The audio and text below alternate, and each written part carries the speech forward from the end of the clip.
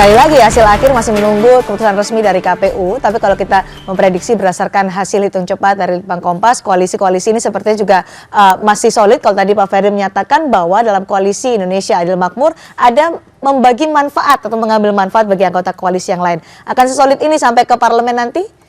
Untuk bicara soal parlemen, nanti kita akan lihat hasil perolehan kursi dari masing-masing partai. Karena suara perolehan itu tidak kemudian berbanding lurus dengan perolehan kursi, karena ada metode perhitungan suara yang kemudian mengakibatkan partai tersebut bisa jadi suaranya besar, tapi perolehan kursinya tidak terlalu besar.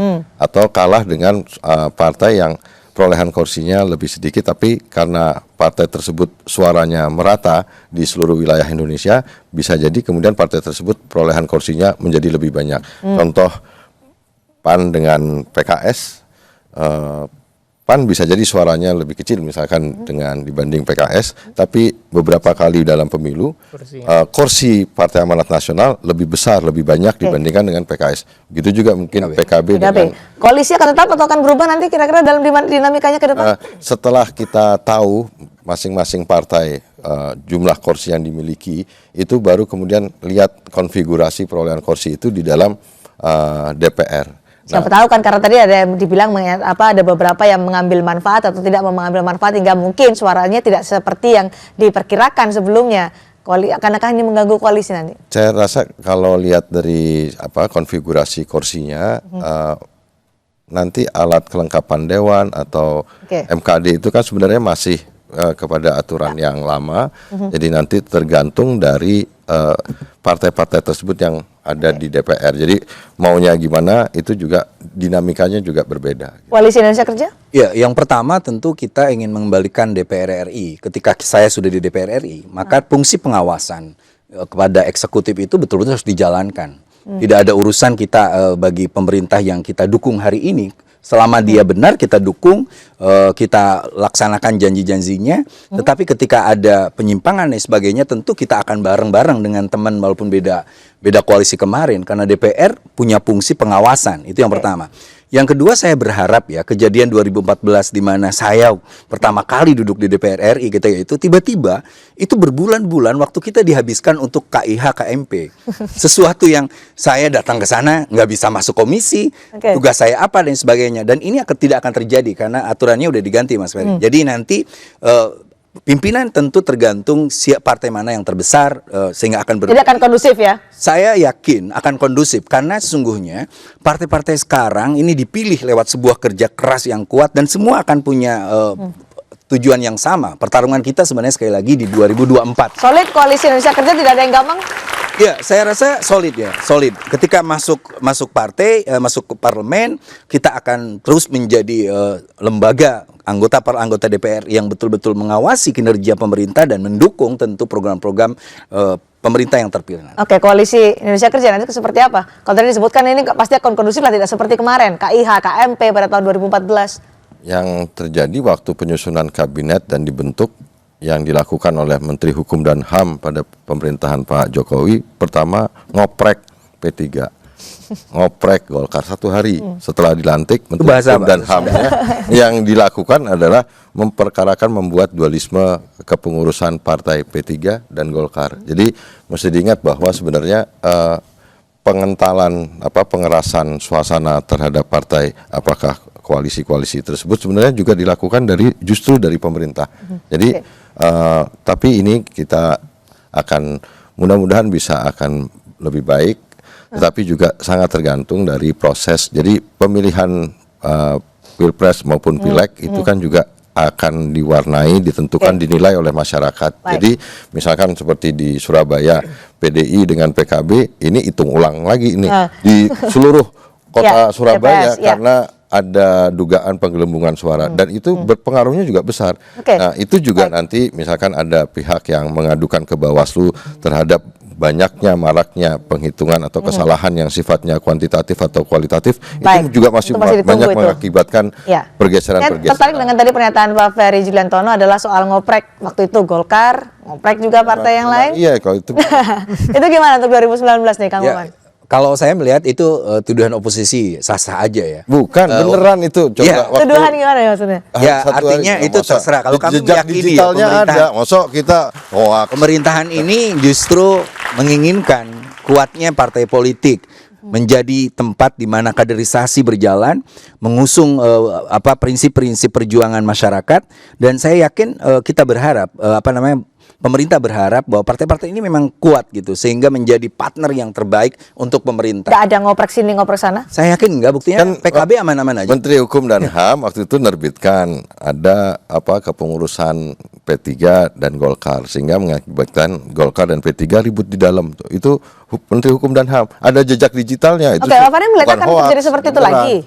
Nah, itu menurut saya itu harus ada sikap dari pemerintahan maupun dari dewan itu sendiri supaya suasananya kondusif. Tapi sebelum sampai ke jauh lebih ke sana, ya ini masyarakat juga harus kita beri ruang supaya dia bisa ikut, bukan hanya berpartisipasi dalam pencoblosan, tapi juga ikut berpartisipasi melakukan monitoring, pengawasan, dan kemudian memberi penilaian terhadap seluruh proses pemilihan ini. Oke, kalau tadi disebutkan PKS mengambil keuntungan yang lebih banyak dari figur Prabowo Subianto dalam pemilu legislatif, apakah akan semakin kuat kuda-kudanya di koalisi Indonesia Adil Makmur? Yang pasti sampai saat ini dan insya Allah selanjutnya, dan ketika nanti Pak Prabowo dan Bang Sandi menjadi presiden dan wakil presiden, insya Allah koalisi kami tetap kompak, solid, dan bahkan hari ini Bang Sandi yang kemarin diisukan mungkin dianggap tidak solid misalnya, tapi ternyata karena memang beliau kemarin sakit. Tadi hari ini kita lihat konsolidasi jubir dan juga para juru debat di BPN bersama Bang Sandi menunjukkan kesolidan itu. Dan yang terpenting menurut saya untuk saat ini kita mungkin sudah berbulan-bulan bicara tentang pilpres dan sebagainya. Sebetulnya salah satu yang kita lihat dalam pasca pemilihan ini adalah bagaimana pilpres, pileg ini adalah tentang masyarakat, tentang warga negara Indonesia yang punya hak pilih dan juga yang tidak punya hak pilih. Dan oleh karena itu proses yang kita lakukan sampai detik ini kita fokus terhadap pengawalan suara, karena memang suara satu pun misalnya yang dibegal misalnya gitu ya, kalau kita sebut dengan istilah begal, itu adalah pelanggaran terhadap kedaulatan rakyat. Jadi fokus kita sampai sekarang memang fokus di pengawalan suara, fokus untuk nanti mengawal sampai hasil real count, dan mudah-mudahan Tidak ada yang gampang dari koalisi ini? insya Allah tidak gampang, apalagi PKS dengan Gerindra bahkan sudah sejak 2014 bahkan kita oposisi bersama-sama gitu dengan Gerindra, dan juga partai lain pun juga beberapa juga masih tetap bersama kita, dan insya Allah kalau misalnya Allah izinkan kita menang pilpres ini, mudah-mudahan akan semakin solid dan kompak lagi. Nah, Kang Maman udah pengen komentar juga nih, silakan Kang Maman. Ya, tentu kami ingin mengatakan bahwa kita nunggu KPU nanti. Pasti. Pasti, dan kalaupun ada yang syukuran kegembiraan, asal jangan deklarasi sampai 3 kali ya. Saya rasa itu penting agar kita belajar tentang kesabaran menunggu proses. Yang kedua, saya yakin koalisi Jokowi Ma'ruf Amin ini akan solid juga, karena kami berprinsip bahwa sungguhnya ketika kita mengusung capres, kita pun mengusung program-program rakyat. Artinya kita tidak memberikan cek kosong kepada Jokowi Ma'ruf Amin. Ada nilai program-program yang harus dilakukan, dan itulah fungsinya partai. Partai ketika dia punya kursi di parlemen, dia betul-betul menjadi, harusnya partai mengingatkan juga janji politik Pak betul, Jokowi itu kita selama 5 mengawasi, tahun. kita mengawasi, kita mendukung. Kita pun harus betul-betul sama. Nanti mungkin ketika di DPR RI, saya di MKD dulu, ketua MKD-nya itu kebetulan Gerindra. Nah, betul-betul tidak ada yang namanya pertentangan dan sebagainya. Kita membangun parlemen modern ke depan, parlemen yang mengusung bagaimana rakyat betul-betul merasa, oh ya gue berarti tidak salah pilih gitu. Dengan dinamika politik nanti mungkin akan terjadi ke depannya, apakah semakin solid atau semakin berkembang besar ini koalisinya? Menurut saya rasa ada partai koalisi di kubunya Kang Peri ini yang memang tidak terbiasa jadi oposisi. Oke. Saya lihat Siapa- aja nanti. siapa nih? Ya saya nggak ngomong lah, Kang Peri tahu sendiri. Kang Peri bisa punya analisa misalnya bahwa yang tidak jualan figurnya Pak Prabowo itu kelihatan sekali nurun perolehannya. Nah saya rasa beberapa partai dan pasti pemerintahan Jokowi Ma'ruf Amin setelah dilantik mau tidak mau kita ingin menghargai, menghormati politik akomodatif seperti itu asal demi kepentingan Jadi Indonesia. kemungkinannya ada yang loncat pagar ya, Kang Ferry? Ya, Saya nggak mau bicara terlalu jauh karena sekarang bukan ranah untuk membicarakan itu. Yang sekarang terjadi, biarkan sekarang masyarakat, karena ini bukan soal 02, 01, bukan ranahnya partai-partai, tapi masyarakat sekarang ikut terlibat berpartisipasi seperti bagaimana mereka partisipasi dalam mengikuti kegiatan ini yang sangat tinggi. Oke, jadi kalau tadi sekarang Kang mereka Maman nyatakan melihat, seperti itu, Pak Ferry karena gimana? masalahnya bahwa terdapat potensi kecurangan, kesalahan yang sifatnya kualitatif dan kuantitatif yang ditemukan di banyak Oke, baik. tempat. Ini menjadi masalah tersendiri Tapi juga tadi yang kemudian bisa menimbulkan baik. bahwa misalkan PDI dengan PKB di Surabaya, meskipun satu partai koalisi, tapi bisa kemudian berbeda pendapat soal terdapatnya kecurangan-kecurangan. Kecurangan ini nggak kenal partai, nggak kenal apa, dan kemudian masyarakat sekarang yang bisa melaporkan tentang Baik, adanya Pak Ferry. temuan-temuan Tentu kita masih kecurangan. menunggu hasil resmi Semuanya. dari KPU kan, tapi siapapun nanti yang akan terpilih menjadi presiden, ada kemungkinankah soal mereka-mereka yang loncat pagar pada koalisi? Mas Bari. Yang pasti pertama kita bicara pasca Pilpres itu bukan hanya bicara antar golongan dan antar parpol ya, tapi kita bicara tentang bangsa. Jadi sebetulnya kalau kita bicara tentang bangsa, semua ego kalangan, semua ego parpol itu disingkirkan terlebih dahulu. Oke, tapi Kang Maman tadi sudah kemungkinan juga bisa saja terjadi apapun dinamika Paling politiknya. tidak di 2014 terjadi kan. Nah, itu pengalamannya. Terjadi Oke. bagaimana pemerintahan menggunakan kekuasaannya. Ketua Umum P3 jadi tersangka, Ketua Umum P3 Golkar juga semua Oke. disandra kasus-kasus hukum sehingga memaksa partai-partai tersebut akhirnya mendukung pemerintah Tapi karena dengan tanda memang- kutip dipaksa Bukan, dengan tapi menggunakan gen itu. politik itu, gen partai politik yang disebutkan Kang Ferry itu, memang gennya tidak pernah nyaman di oposisi. Iya. Kayak gitu. Sehingga saya lihat mereka Untuk ketika partai merapat kepada mungkin- pemerintahan memang dan itu diperlukan. Tapi ada penggunaan kekuasaan di dalam itu.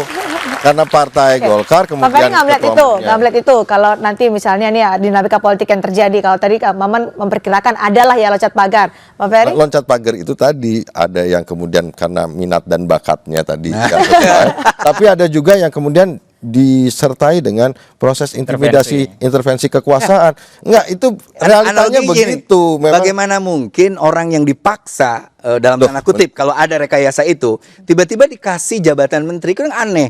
Ini kan betul-betul karena kita menginginkan Indonesia itu maju, maka siapapun yang punya tapi potensi. proses sebelumnya misalkan partai Golkar sebelumnya oleh Menteri Hukum dan HAM diawali dengan adanya dualisme Oke. di dalam tubuh Partai Golkar. Baik. Kemudian ketua umumnya dioprek-oprek. Artinya? P3 juga begitu. Baik, artinya- Sama. Jadi itu lompat pagar itu ada yang karena alamiah, karena minat dan bakat, dan juga karena ada intervensi kekuasaan. Oke. Baik, itu tentu dinamika realita politik nanti kita politiknya tunggu soal adalah itu. seperti itu. Dan politik Oke, itu baik. saling kemungkinan. Tapi apapun yang kami terjadi bisa nggak akan terjadi. menggunakan intervensi Baik, seperti baik. itu aja. Kita, untuk Kalau kita tidak mengaruhi ke sana, oke. itu. Karena ini Itu membahas soal mungkin bagaimana nanti Mas arah Maman, kedepannya kita pada nggak akan pakai pileg, Pak itu. Ferry, kita sudah dapat poinnya, kita masih akan kembali di dua arah, tetap membahas terkait dengan bagaimana arah politik dari pemilu setelah pemilu legislatif ini berlangsung. Saat lagi.